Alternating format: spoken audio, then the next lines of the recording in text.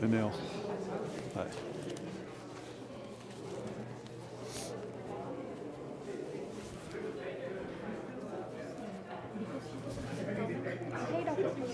How you doing?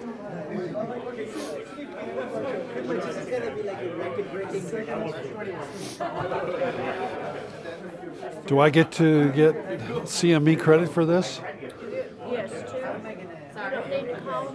I don't need to call because it happens because I filled out the forms? Exactly. Okay.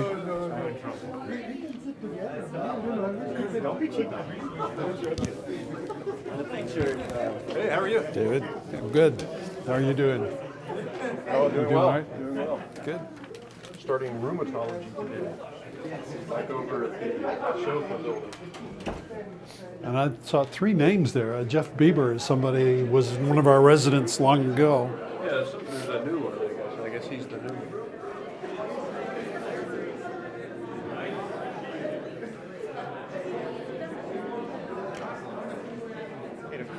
Hi, how are you doing? Good, how are you?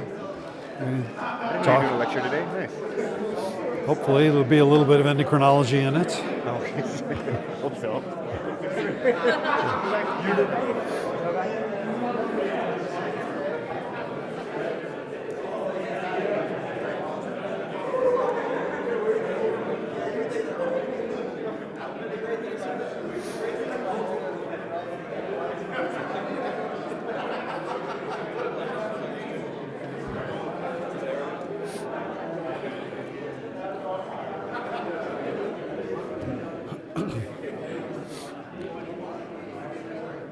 Let's all take your seats and we'll get started.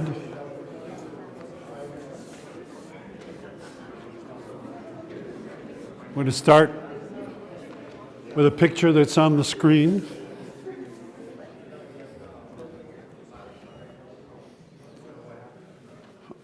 This is a young woman who participated in studies I did quite a long time ago.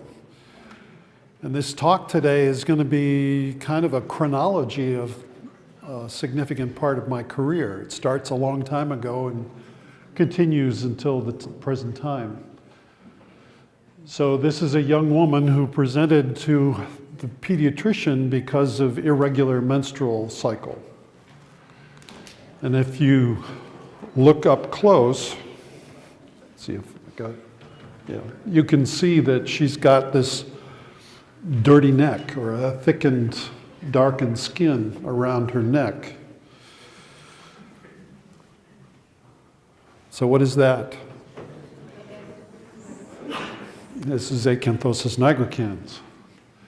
And she had this skin condition that involved several areas of her body, and her axilla, also elbows and knuckles were involved. This is another young patient who wasn't Hispanic but was of European ancestry, and he had very dark acanthosis nigricans affecting several areas of his body as well. But as you can see, the contrast between his very white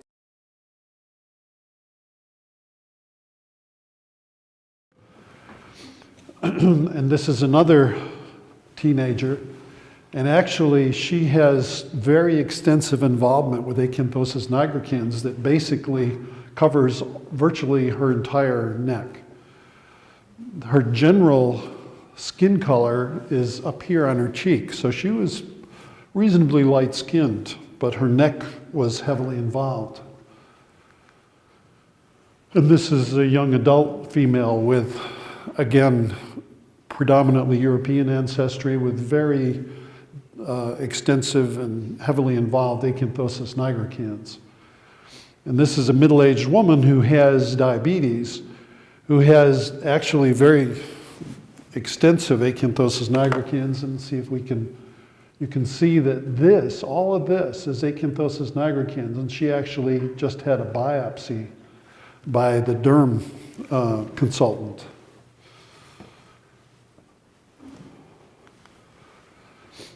And these are fairly recent pictures of patients that some of you may have seen with me. This is a middle-aged man who has diabetes, but has had acanthosis nigricans for many years prior to his developing type 2 diabetes. And up close, you can see that it's actually fairly extensive and impressive. In many of the light-skinned or white patients with acanthosis nigricans, there are skin tags that are heavily involved. And I think there's another slide that shows a woman who has fairly severe acanthosis nigricans and lots of skin tags. You may notice that she's really not very obese, but she's a special case in that she has generalized lipodystrophy, severe insulin resistance. So what we're going to talk about today is the skin lesion, and hopefully we'll answer those questions. Is this serious, or is it something benign you don't have to worry about? And is this a rare thing, or is it something really quite common? And I have my disclosure slide, and I'm not owned by anybody. So right at the beginning of my career, I trained endocrinology at Duke and I graduated from there in 1977. In 1976, there was a very interesting publication in the New England Journal talking about Conn syndrome. It was acanthosis nigricans and severe insulin resistance, and we've called it Conn syndrome since he was the first author on the paper. But there are two kinds of severe insulin resistance and acanthosis nigricans that they described. The type B was older women typically who have systemic lupus and have antibodies against the insulin receptor.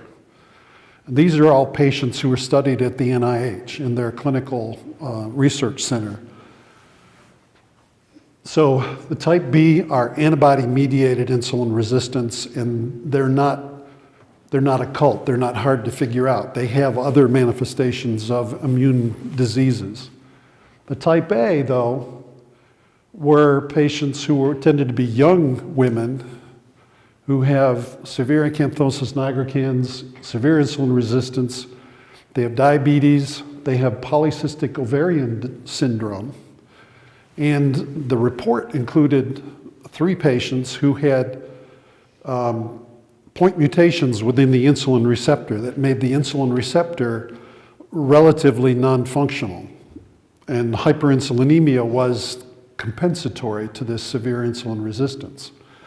So my first job, I leave Duke and I go to the University of Texas Medical Branch in Galveston, and I say I've always been interested and I'm still interested in hereditary predisposition for type 2 diabetes. So type A patients with defects in the insulin receptor was something I thought, well, we could learn a lot from this. And at the time, I thought that acanthosis nigricans was rare. And in fact, dermatology textbooks at the time in the 70s said it was rare, and it is associated with visceral malignancy. So if you see a patient with acanthosis nigricans, their recommendation was run the GI tract for malignancy. It turns out that's wrong. And it has changed. The textbooks don't say that anymore. But in any case, I thought that we could sort of advertise that I was interested in patients with acanthosis nigricans, and we'd get a few, and we would sequence the insulin receptor gene, and we'd find some really interesting and instructive things that might help us understand the heredity of type 2 diabetes. This is actually a photograph of a patient who had gastric carcinoma that had severe acanthosis nigricans, which is kind of the basis of the dermatology textbook. There have been a few cases reported in the literature with gastrointestinal malignancy and acanthosis nigricans, presumably a growth factor being produced by the tumor. These cases are patients with benign acanthosis nigricans. They do not have malignancy. And in fact, when I first started doing these studies back in the 80s, I had referrals of patients or phone calls from primary care doctors who said, what studies should I do? I mean, I've already run the GI tract per the internal medicine and derm textbooks, but I haven't found anything. And I said, stop doing that. So this is histology of acanthosis nigricans. The top is normal skin, and the bottom is acanthosis nigricans. And the elements of importance are that the keratin level, the superficial epithelium, is hypertrophic. There's lots of it. It's very thick compared to normal skin. And there are a lot of papillae. So the derm pathologists would call it papillomatosis of the skin. But of importance is, for the presumed mechanism, is that all of the elements of the epidermis are increased in numbers. There's a lot more fibroblasts, a lot more keratinocytes, and a lot of the underlying cells as well. Are melanocytes increased? And that's controversial, and they probably are, but they are not the main cause of the dark color. The main cause of the dark color is really the thickness of the keratin.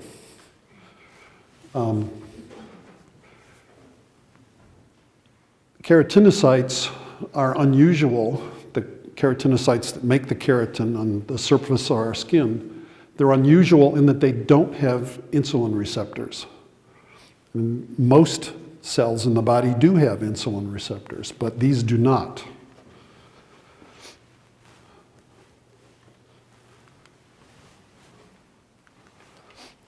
So this is a slide that we published in a book, actually, a chapter in a book that shows the frequency of involvement of acanthosis nigricans in patients who were sent to us because someone identified acanthosis nigricans. The neck is the most common involved, and then you can see there are other areas that are involved. And most of the areas involved have friction as a commonality. And that may have something to do with the mechanism, although we don't know what the biochemical connection is there. So there are a few things that I'm going to share with you in the next several slides that talk about the pathophysiology. The common thing is hyperinsulinemia, and we will spend time on that. We believe that it's not insulin directly, but it's production of a local growth factor that is facilitated by insulin that is the mechanism for this hypertrophic lesion. And then genetic susceptibility. And the point of that is that depending on your ethnicity, you have either a very low risk or a very high risk, and somewhere in between in other ethnicities, but you'll see the data that deals with that. This is a slide that shows the association between hyperinsulinemia and the severity of the skin lesion. And this is based on looking at the back of the neck of about 1,300 children on a Native American reservation. These 1,300 kids had their necks examined and they had blood insulin levels done. And the grading of acanthosis nigricans goes trace 1, 2, 3, 4 plus, and the 4 plus is 4 centimeters in width affecting the neck. 1 plus is 1 centimeter. So as you can see, those few kids who had the highest severity also had the highest insulin level. And those with little or no acanthosis nigricans have near normal levels. And many people would say that 20 is the highest, or is the upper limit of normal in fasting insulin. This is the same data looked at a little bit differently. And this groups the same kids according to their insulin levels. So these kids have normal insulin levels, and these kids have abnormal or hyperinsulinemia. with a fasting insulin greater than 50, we're hitting 65% of the kids have acanthosis nigricans. So there's a clear association between fasting insulin and the skin lesion severity. So who gets acanthosis nigricans? Well, when we first started doing these studies 30 years ago, the ones who were referred to us were female, 70% female, and they tended to be teenagers, and they were predominantly Hispanic. And this is Galveston, where the ethnicity of the community is about 1/3, 1/3, 1/3. 1/3 white, 1/3 black, 1/3 Hispanic. So if you wanted to look at ethnicity as a variable, it's a great place to do population studies. So we thought, okay, it's going to be Hispanic and female. That is not what happened when we actually did prevalence studies. Gender is out of the picture. Both male and female had equal prevalence of acanthosis nigricans when we did well-designed studies.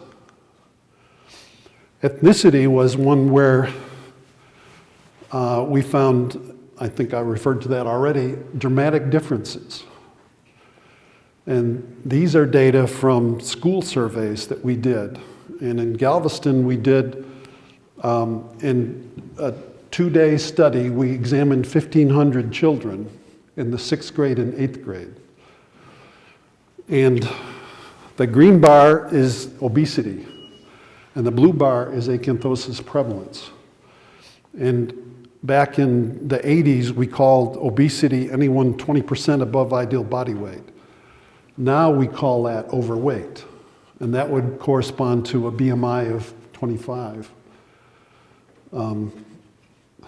So this really is not obesity by today's criteria. This is overweight and obesity lumped together. But as you can see, the acanthosis nigricans was unusual in white kids, more in Hispanic, and considerably more in black teenagers. After we did the studies in Galveston, we actually went off to several Indian reservations and did school surveys there too. And we found that it was very common among Native American kids. And you can see obesity was a little bit more than we saw in Hispanics, but the skin lesion prevalence was roughly 1/3 of the kids had the skin lesion. And these are some pictures from some of the studies that we did among Native Americans, and we did annual surveys of many children and many reservations starting in 1990 and going through a whole decade, where our total denominator of some of the slides I'm going to show you was more than 8,000 children. But we did Winnebago, we did Omaha, we did many Sioux tribes, and we did Alabama Coushatta in Texas. So these surveys became kind of part of the culture in the communities, so they were expecting us to come back in a year, and we did, as I said, every year for 10 years in these communities. And we got to the point where the kids were examining and grading their own acanthosis nigricans. So again, this is the same slide with much more acanthosis in Native Americans than in white European ancestry kids. So does that mean there's more hyperinsulinemia among Native Americans? Or are they more sensitive to less hyperinsulinemia? So we did a study on the data gathered for other reasons, where we just took the kids who had clear acanthosis nigricans of moderate severity and then looked at their insulin levels. And what we found was that it took more hyperinsulinemia to get the skin lesion in white kids and less in Native Americans. So the bottom line is not more hyperinsulinemia in Native Americans, but more sensitivity to a given level. About half the concentration of insulin that we saw in the white kids to give the same severity of acanthosis. So what about age? Well, interviewing these teenage girls about when the skin lesion developed, they all said, well, I never had it until I went through puberty. So we assumed that we were going to find confirmation of that. We didn't. And these are the same kind of barcodes that I showed on previous slides, where this green is overweight and obesity lumped together, and then the prevalence of acanthosis nigricans in blue. And we examined all the kids in the Winnebago and Omaha tribes, including very young kids at Head Start. And as you can see, it doesn't start at puberty. It actually is gradually increasing, paralleling the prevalence of overweight. So actually the peak is about the age of puberty. And we speculate that the young women talked about it being at puberty because then was the age that they became kind of self-aware and of their appearance, whereas they didn't really pay attention when they were younger. So these are kids in the schools, but we actually looked at an entire tribe, which is a small tribe in Texas called Alabama Coushatta. And the Alabama Coushatta have about 600 tribal members who live on the reservation. And this now gives us the whole spectrum of age. And the acanthosis nigricans is a substantial percent, in the 40 to 50% of the tribal members have the skin lesion. And again, overweight, obesity actually peaked in the 40s at 97% of the people in that age group. There was a decline in acanthosis in the older ages, and I don't have an explanation for that. But epidemiologists get excited about this kind of an age distribution because you can say that those affected have died off, or that they were not exposed to whatever was causing the problem that is being manifested in those 4 or 5 decades. Anyway, we won't need to talk about that anymore. So the prevalence of acanthosis nigricans associated with obesity, I think you've seen multiple slides that show, in fact, that it is associated. And this is, let's see, we've got severity. These are, again, Winnebago children this time only, and those with the most severe acanthosis nigricans are the most obese, hitting ideal body weight or hitting almost 200% of ideal body weight, which is no surprise. But there is, maybe the next slide shows it. Yeah, the next slide shows kind of a histogram of our evaluation, and this, I think, represents about 8,000 children who were evaluated in multiple tribes. But we would say that between 80 and 120 is normal weight, and most of the kids are normal weight. But this is interesting here in that about 20% of the kids with acanthosis nigricans are not obese.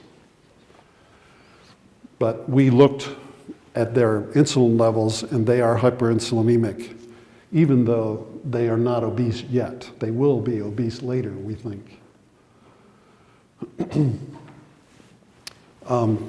So part of what our studies evolved over time include, is fasting insulin an adequate assessment of insulin resistance? And consensus, certainly by now, is yes, it is. And it parallels very directly with many other measures of insulin resistance. And this one compares our acanthosis subjects who had euglycemic clamp studies. And euglycemic clamp studies are the gold standard in assessing insulin resistance.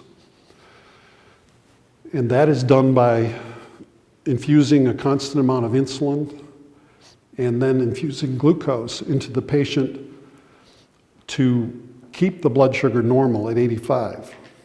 So people who are insulin resistant, insulin doesn't do too much. It takes less glucose to keep their blood sugar normal. People who are very insulin sensitive, like most of us, it takes a lot more glucose. And the glucose infusion rate is a measure of insulin sensitivity by clamps this way. So the correlation is very strong across fasting insulin versus glucose infusion rate. And there are a lot of other studies that show pretty much the same thing. We did euglycemic clamps in people with type 2 diabetes. And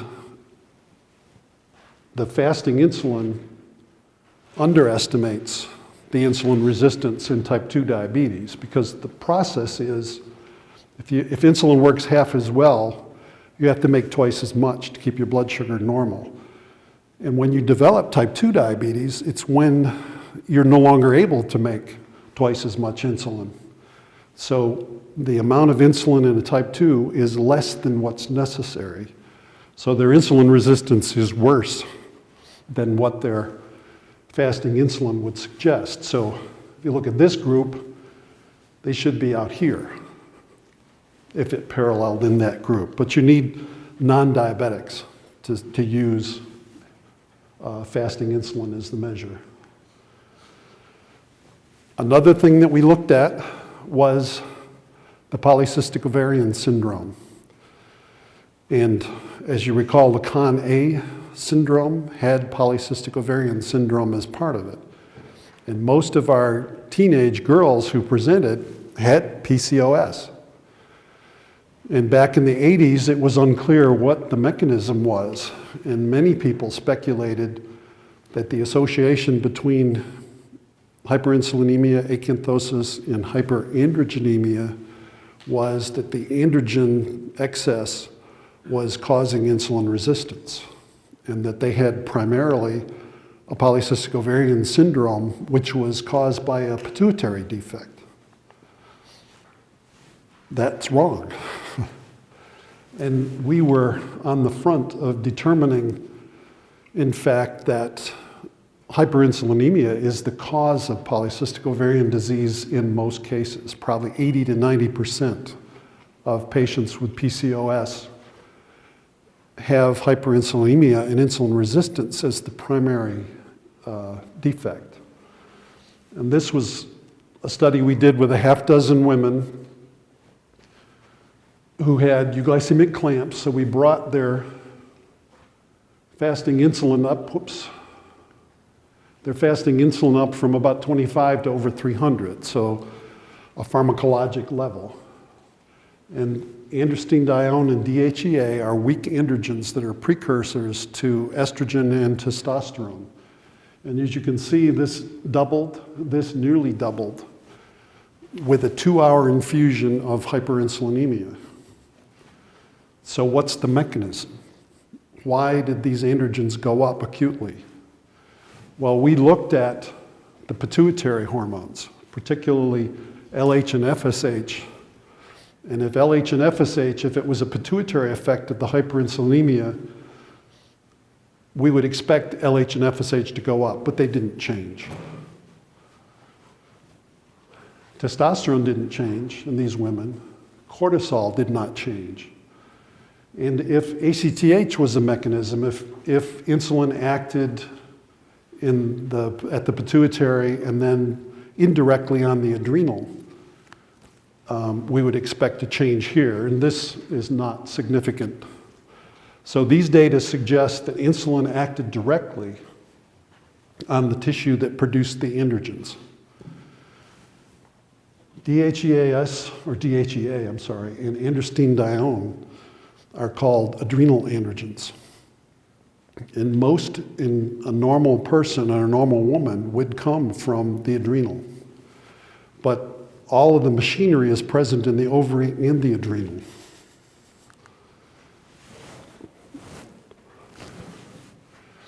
And this is complicated and won't stay up here very long. I just want to make a point that the steroid hormone production involves DHEA to androstenedione to estrogen through estrone to estradiol. And these are also precursors of more potent androgens. So the changes we saw were here and here, but not here. And we didn't see it here either, although I didn't share the data. So the question is, if these are adrenal androgens, is insulin acting on the adrenal and causing the hyperandrogenemia? So what we did was to take a half dozen women, normal women, with ovaries and adrenals and doing clamps on them, insulin infusions. And then we took a half dozen women who just had oophorectomies for various reasons and did the same infusion. And what we found was that, unlike what we had expected, that the adrenals would be the principal effect, is that 80% of the effect of the hyperinsulinemia was in women with ovaries. So those without ovaries had only about 20% of the effect on DHEA. So this says that it's a direct effect of insulin, and it's primarily in the ovary. So this is kind of the background for what is now consensus, that PCO has hyperinsulinemia as the primary event.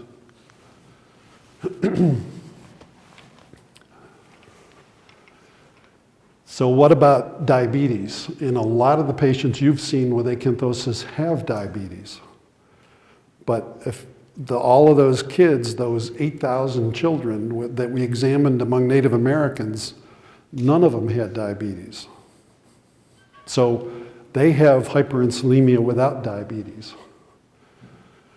In our studies collecting patients who were referred to us for evaluation who have acanthosis nigricans, we look at the age-related glucose tolerance, and this is now 79 African Americans that we studied in Galveston. Blue represents impaired glucose tolerance by glucose tolerance testing. But red represents meeting the criteria by glucose tolerance testing of type 2 diabetes. And you can see there is an age-related big jump upward in the prevalence of type 2 diabetes. All of those who were over 50 with acanthosis had type 2 diabetes. Most of these in this study were not known to have diabetes. So we identified diabetes as a new diagnosis in a lot of them. This is a slide that shows the ethnicity-related, age-related prevalence of type 2 diabetes. And this is from the NHANES study from the middle 90s. And what they found was, by glucose tolerance testing, that African Americans had a higher prevalence of type 2 diabetes at every age, as did Hispanics. So this is almost twofold higher among blacks and about threefold higher in Hispanics, the age-related prevalence.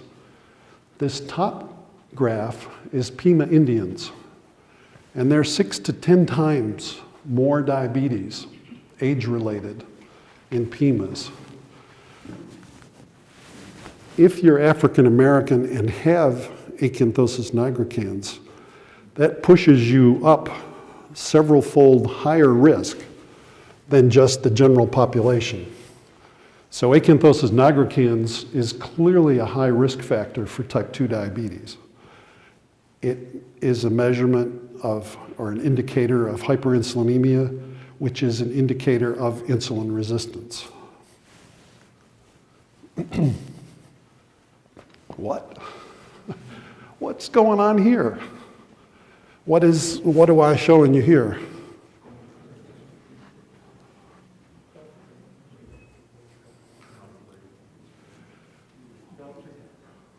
They have dwarfism. What kind of dwarfism?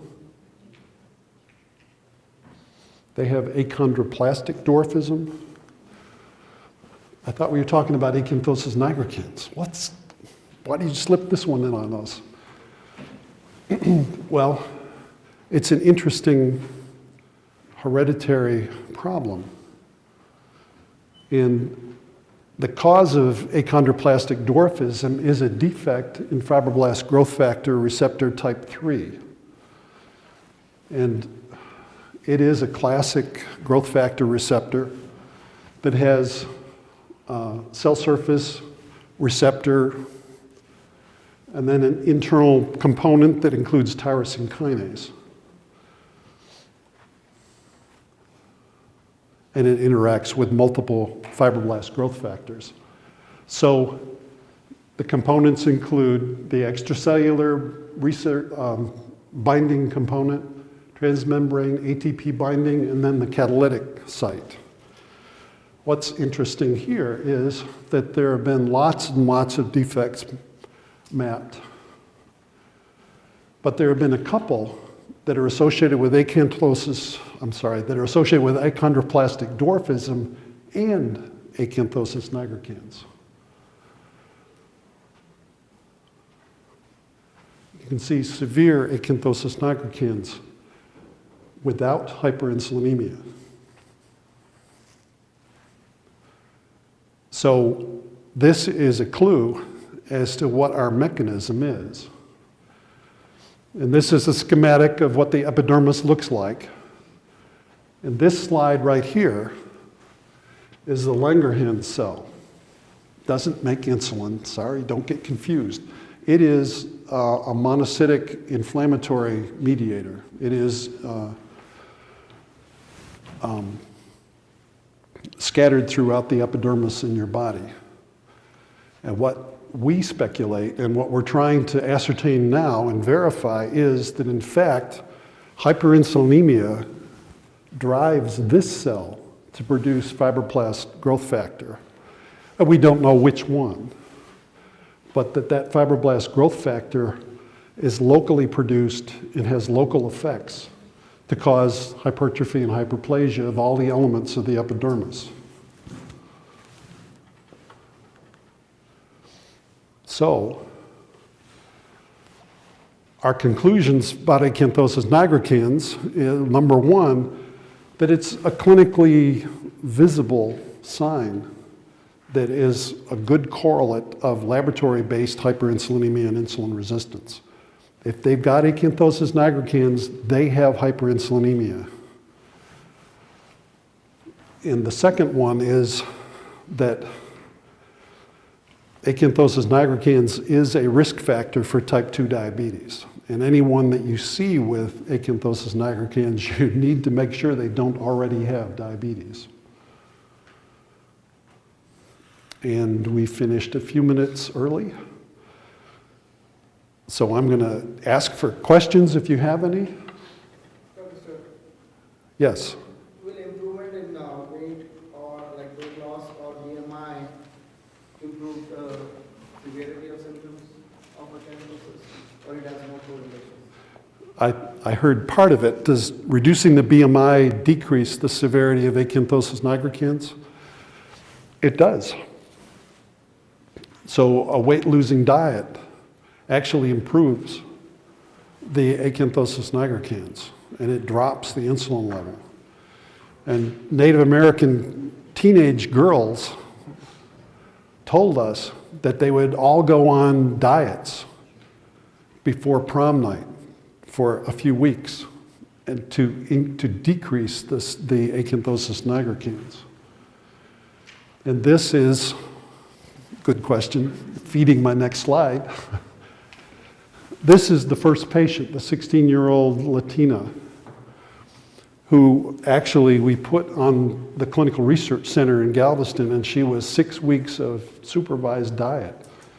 And her fasting insulin fell from about 50 to about 20. And the acanthosis nigricans disappeared. And this is another patient that I showed you who still has pretty nasty acanthosis nigricans, but it's much improved after a fairly short time weight loss due to gastric surgery. I'm trying to think if there are others. No.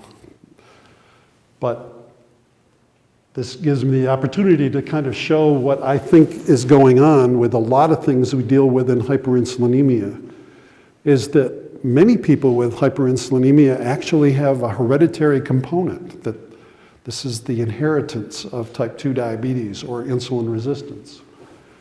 And they're okay as long as they can make enough insulin to overcome the fact that insulin doesn't work well. But the hyperinsulinemia actually can add to obesity. So you're adding a hereditary defect and then putting obesity into it, which makes the insulin resistance worse. More insulin resistance, more hyperinsulinemia. And then that's the primary stuff. The secondary stuff is here. If the insulin level is high enough and the ethnicity has sensitivity, you will develop the skin lesion. But there's other stuff, including ovarian dysfunction, if with hyperinsulinemia causing anovulation and hyperinsulinemia, dyslipidemia. You can see in your metabolic syndrome patients, their triglycerides are high and the HDL are low. And that's probably driven primarily by hyperinsulinemia. And then there are other things, including the possibility of accelerated coronary disease. And if all this goes on long enough until they can no longer produce enough insulin to keep the blood sugar normal, then the end result is type 2 diabetes. Okay, that is my last slide. Thanks for the question.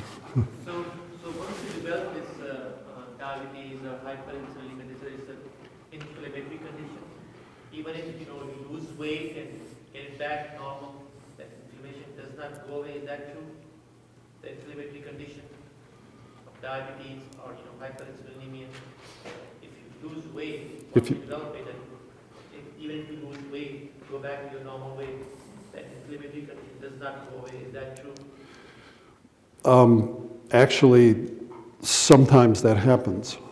In my experience, it tends to be a middle-aged executive who comes in, has a screening test, and he has a blood sugar that's borderline, gets diagnosed with diabetes, then becomes a meticulous, compliant lifestyle modifier and loses the weight.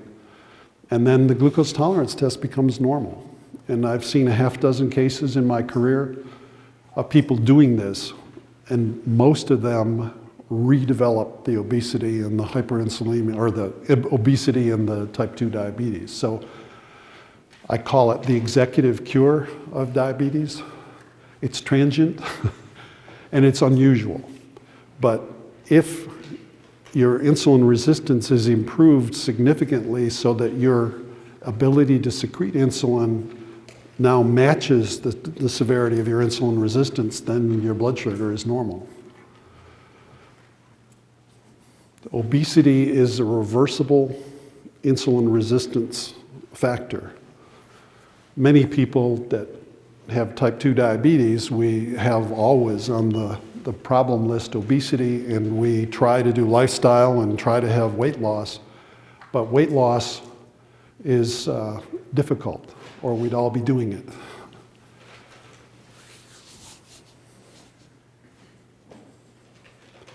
Any other questions?